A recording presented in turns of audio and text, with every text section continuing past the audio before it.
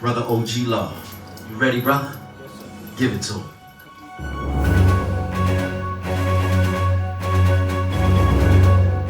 I'm belligerent in my militance against the transparent but apparent slave chains on the brains of all those with slave names. I cover my face in a slave's shame. Bitter is the taste of a slave's pain. Litter is the fate of a slave's brain. And a mind is such a terrible thing to waste.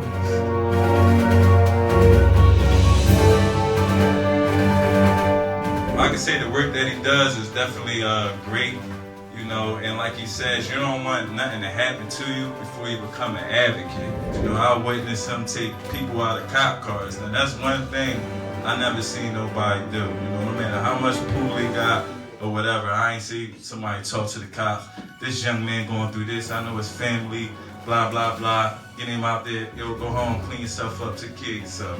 The first people they call when their cousin gets shot, or is this beef between this street, this beef between that street, oh, y'all be surprised the first person they call. The cops can't stop nothing. You know, they like retroactive. They not proactive. They not stopping nothing. In the case of G-Law, you know, been proactive, retroactive, and active, period.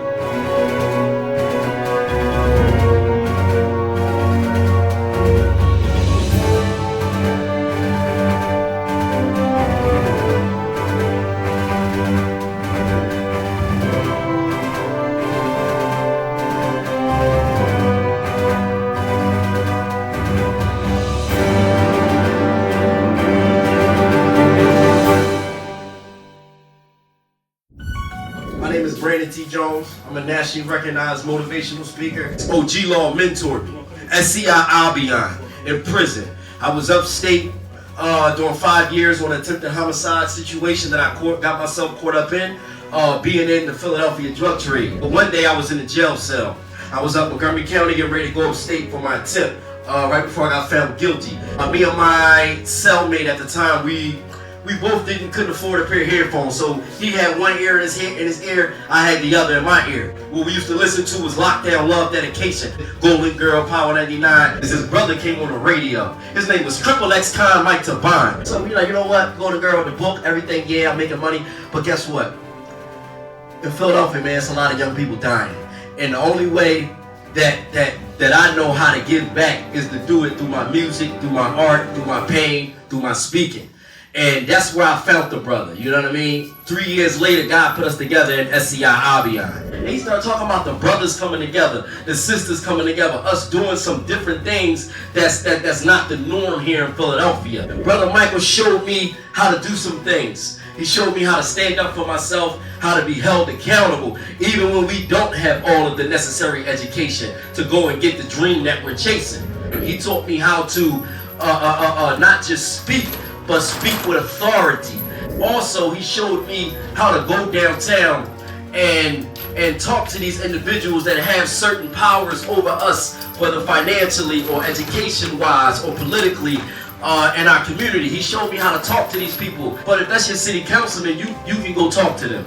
You know, if you got a business plan and you're looking for support, you can go talk to them. You can go downtown and you can apply for the paperwork that you need to get your business running. I learned that in Albion, walking around a track. We had a thing where we would walk around a track counterclockwise. So all the lifers, they be looking at it, they be like, what's up with Mike and Brandon? Why is they walking counterclockwise? But what it was an opportunity for us to be able to think a little bit differently. So when everybody else was going this way, don't worry, when everybody else was going this way, we were going the opposite way. And that's kind of what we did when we came out. You know, we kind of just went the opposite way. We kept going. We never stopped.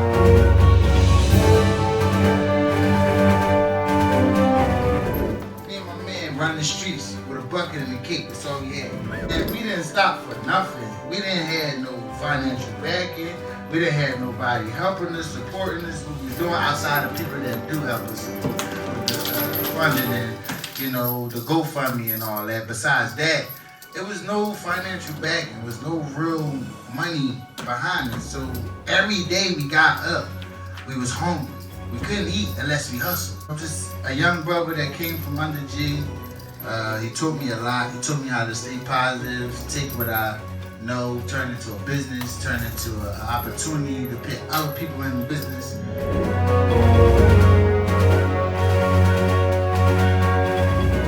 This brother has done this in multiple cities around the United States of America. I witnessed it, and you getting ready to witness it now. We want to introduce the education over incarceration presentation. I'm gonna tell y'all what really got me in prison. Alright? Now listen. The first thing that got me in prison, which was the foundation. I had negative adult examples. Then I had negative peer pressure. If you don't identify the positive role models in your community, and you don't learn that peer pressure doesn't have to be negative, that it can be positive, then you've already set up the foundation of putting yourself in prison. Hey, B. Jones, do me a favor, hold this for me. Take a snapshot. This is what it looked like when your friends help you go to jail. Thanks, brother. Of course. This bar here stands for Con Artists from the Crib. I'm gonna just get blatantly disobedient, which we call the Terrible Twos. Terrible Twos, that was the second bar, the second decision that put me in prison.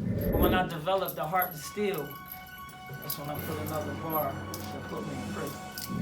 I chose to become a bully because I didn't want to be bullied. Little did I know that was the fourth bar. This bar, to my jail cell and every other child in America, belongs to parents and teachers who don't realize when they use homework as punishment, you're making your child hate school and school. And that was the fifth bar that put me in my jail cell.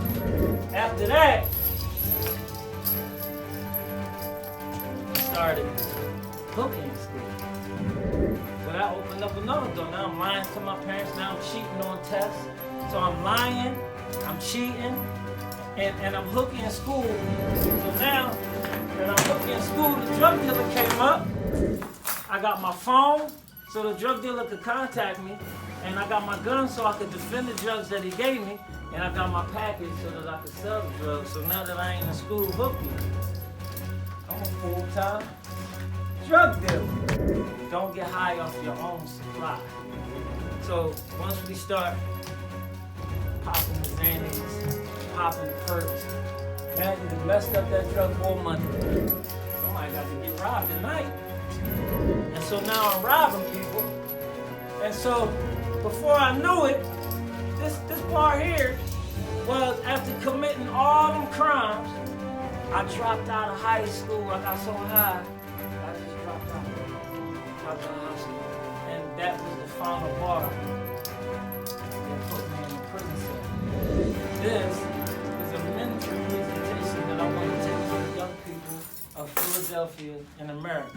Education over incarceration. Education over Incarceration. Education over Incarceration. We are in Philadelphia, the land of the free and the home of the brave.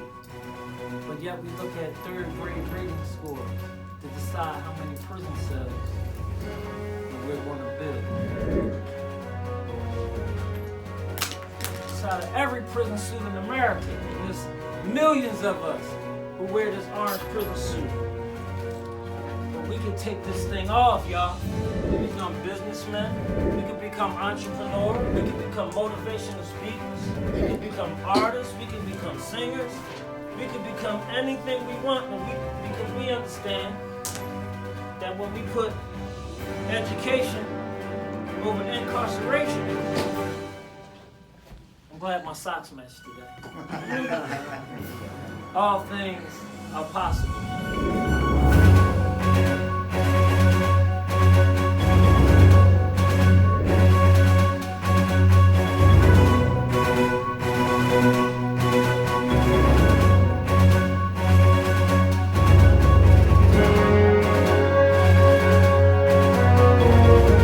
Love Team stands for life over violence where together everyone accomplishes more.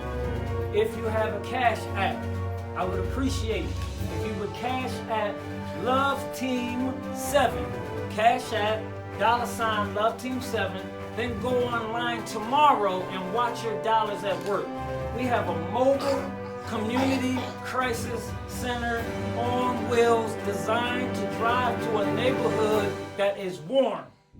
We can show up when we hear that it's warm before it get hot, and we can cool it off and not let it go crazy. Unprisonment. We're going to unprison our young people by providing a fork in a road. We're going to bring the consequences and repercussions of our young people's actions right there in front of them on the street and give them an opportunity to learn from our mistakes before they have to go and learn from their own mistakes and become a burden on their family. So what I'm asking is every ex-convict and every person that has somebody in prison to make a $5 investment to Cash App Love Team 7 so that we can build a vehicle, complete it and get it out there to give our young people a chance not to go to prison, so you won't have to pay the $50 a month. You won't have to pay for the lawyer. Or how about this? You may not even have to pay that $5,000 for that body bag. Because death is the prison that you can't get out of. And a life sentence is nothing but a death sentence in slow motion.